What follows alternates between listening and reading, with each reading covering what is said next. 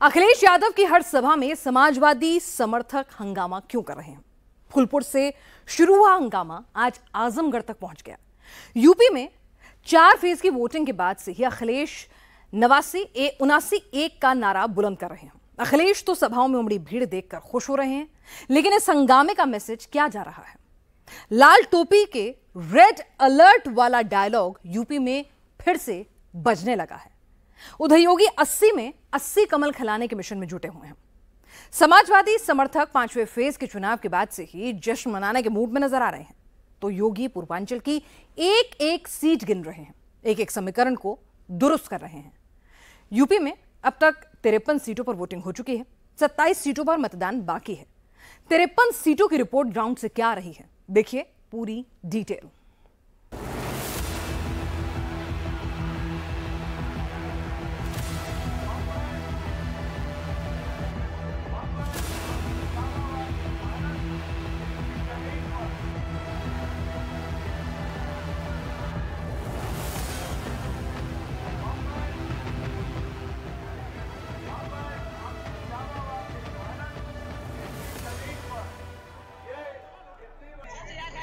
पहले फूलपुर, फिर प्रयागराज, सोमवार को संत कबीर नगर और अब आजमगढ़। अखिलेश यादव की हर सभा से एक जैसी तस्वीर सामने आ रही है। समाजवादी नेता अपने कार्यकर्ताओं को संभाल नहीं पा रहे हैं। रैलियों में उत्पात की इन तस्वीरों को देखकर सवाल खड़े हो रहे हैं। यूपी में समाजवादी पार्टी का ट्रेलर ऐसा है तो पिक्चर कैसी होगी?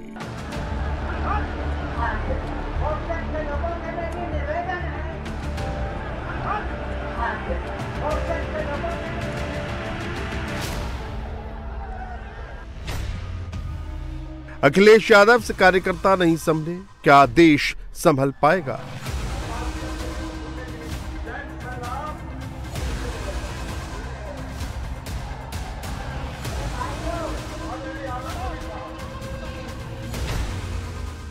क्या अखिलेश राहुल की सभाओं में उमड़ रही भीड़ 79 सीट की गारंटी है?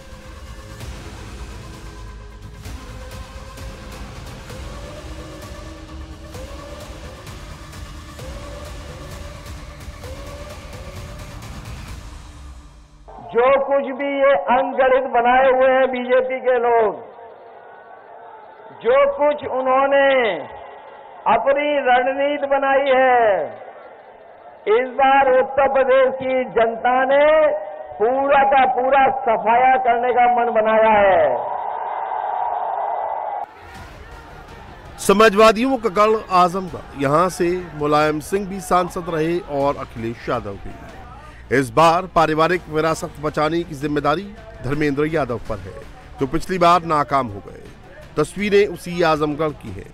अखिलेश यादव लालगंज से पार्टी प्रत्याशी दरोगा प्रसाद सरोज के लिए समर्थन मांगने पहुंचे थे, लेकिन अखिलेश की रैली में समाजवादी समर्थक बेकाबू हो गए। बैरिकेडिंग तोड़ दी, मंच के करीब पहुंच गए। पुलिस ने रोका तो समाजवादी पार्टी के समर्थक पुलिस के ऊपर ही पत्थरबाजी करने लगे। मंच पर मौजूद अखिलेश सब देखते रहे।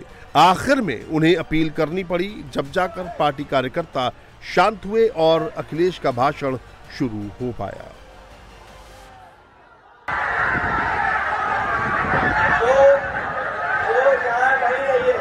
और पुलिस से भी कहूंगा, आप यहीं पे जीने रहिए, आप आगे मत जाइए। आप पुलिस के लोगों से मैं कहूंगा ठीक है, अलावा न जाए कहीं भी। ठीक है, खड़े रहे, ठीक है, खड़े रहे, ठीक है, खड़े रहे। पहले चरण से मैं चुनाव देख रहा हूं। आप देखिएगा, जिस समय चुनाव 7वें चरण पर पहुंचेगा, जनता का गुस्सा भी 7वें आसमान पे दिखाई देगा। और इस बार जो कुछ भी ये अंगणित बनाए हुए हैं बीजेपी के लोग, जो कुछ उन्होंने अपनी रणनीति बनाई है, इस बार उत्तर प्रदेश की जनता ने पूरा का पूरा सफाया करने का मन बनाया है। अभी जो आंकड़े आ रहे हैं, जो सूचना आ रही है, उसमें केवल एक पे लड़ाई में है हम लोग, एक में लड़ाई में है केवल। वो क्यूटो और बाकी सब सीटें बीजेपी हार चुकी है।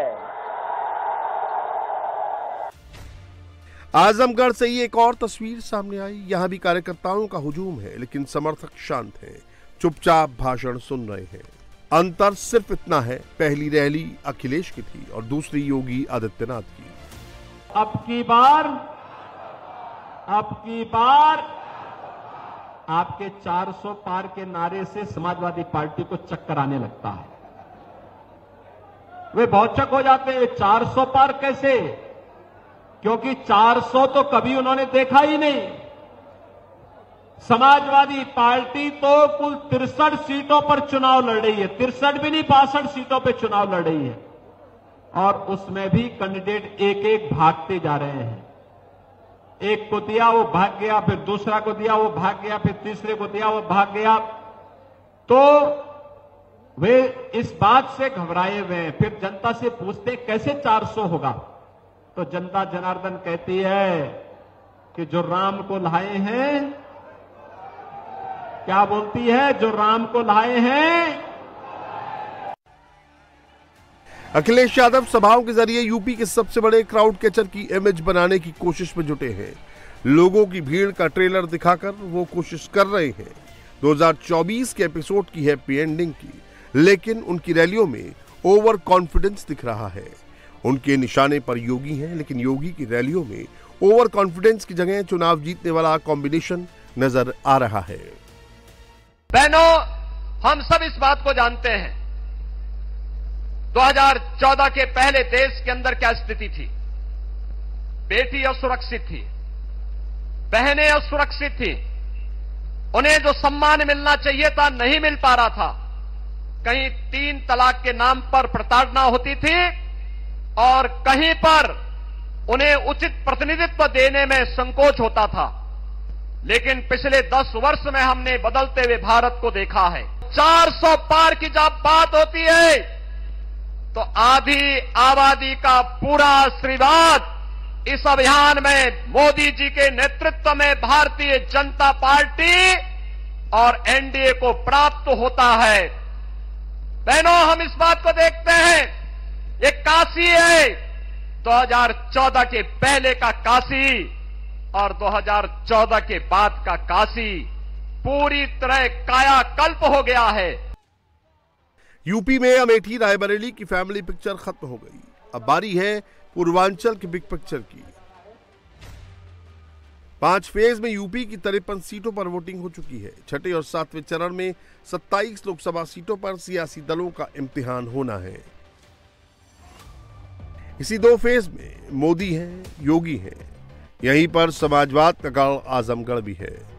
इसी चरण में पूर्वांचल के जातीय सरहद को तोड़ने का लिटमस टेस्ट होगा तो अखिलेश यादव के सामने पीडीए फॉर्मूले का इम्तिहान है। जबकि बीएसपी के लिए सबसे बड़ी चुनौती अपनी पार्टी के सियासी आधार को बचाए रखने की है, क्योंकि 2019 में बीएसपी ने जो सीटें जीती उसमें से अधिकतर इसी रीजन से आई थी। अखिलेश यादव को भीड़ पर भरोसा है तो आदित्यनाथ कर्मयोगी की तरह 80 की 80 सीटों पर कमल खिलाने में जुटे हैं। समाजवादी पार्टी अपने कार्यकर्ताओं को संभालने में ही जुटी रही। योगी ने एक दिन में 6 जनसभाएं कर डाली और 6 सीटों पर पार्टी की जीत का बेस तैयार कर दिया। योगी ने बलरामपुर, सिद्धार्थनगर, संत कबीर नगर, बस्ती, आजमगढ़ और वाराणसी में बीजेपी प्रत्याशियों के लिए वोट मांगे। ये जो सेफई परिवार आया है ना यहाँ पे, ये शोषण करने के लिए आया है, आपको ठगने के लिए आया है। फिर ये चले जाएंगे, दोबारा फिर यहां झांकने नहीं आएंगे। मैं पूछना चाहता हूं, आखिर Purvanchal express way Samajwadi party ने अपने 4 बार मुख्यमंत्री थे क्यों नहीं बनाया? महाराज सुहेलदेव के नाम पे विश्वविद्यालय का निर्माण क्यों नहीं किया? क्यों नहीं उन्होंने संगीत महाविद्यालय का निर्माण किया? क्यों नहीं उन्होंने एयरपोर्ट का निर्माण किया? क्यों नहीं उन्होंने हर घर नल की योजना लागू की? बहनों और भाइयों, ये केवल आपको सामने ठगी करने के लिए आए हैं, आपको बेवकूफ बनाने के लिए आए हैं। हमें इनके पीछे नहीं जाना है। हमें तो मोदी जी के एक भारत श्रेष्ठ भारत पर विश्वास करना है। 25 मई को यूपी की 14 सीटों पर वोटिंग होगी। इसी चरण में सुल्तानपुर, प्रतापगढ़, फूलपुर, प्रयागराज, अंबेडकर नगर, श्रावस्ती, डुमरियागंज, बस्ती, संत कबीर नगर, लालगंज, आजमगढ़, जौनपुर, मछली शहर, भदोही की सीटें दांव पर लगी हैं। 2019 के लोकसभा चुनाव में इन सीटों पर मुकाबला बीजेपी और बीएसपी के बीच था। बसपा के गठबंधन के बावजूद समाजवादी पार्टी इस रीजन में रेस से बाहर थी और कांग्रेस अपने ज्यादातर प्रत्याशियों की जमानत बचाने में कामयाब नहीं हो सकी। छठे फेज की 14 सीटों में बीजेपी 9, बीएसपी 4 और समाजवादी पार्टी को 1 सीट मिली थी, जबकि कांग्रेस का खाता भी नहीं खुला था। मोदी लहर के बावजूद बीजेपी 2019 में पूर्वांचल पर अपना एक छत्र राज कायम नहीं कर सकी थी। एसपी बीएसपी गठबंधन छठे फेज की सीटों में 5 सीटें जीतने में कामयाब हो गया, लेकिन 5 सालों में सियासी पार्टनर बदल गए हैं, हालात बदल गए हैं। एसपी बीएसपी इस बार अलग अलग चुनाव लड़ रहे हैं। समाजवादी पार्टी के साथ कांग्रेस है, तो बीजेपी ने ओम प्रकाश राजभर की, एसबी एसपी अनुप्रिया पटेल की अपना दल एस और संजय निषाद की निषाद पार्टी से हाथ मिला रखा है। ये समाजवादी पार्टी और कांग्रेस का गठबंधन जब भी हुआ है, ये अनर्थ किया है। याद करिए, जब इन दोनों का गठबंधन था, एक प्रदेश में था, एक केंद्र में था।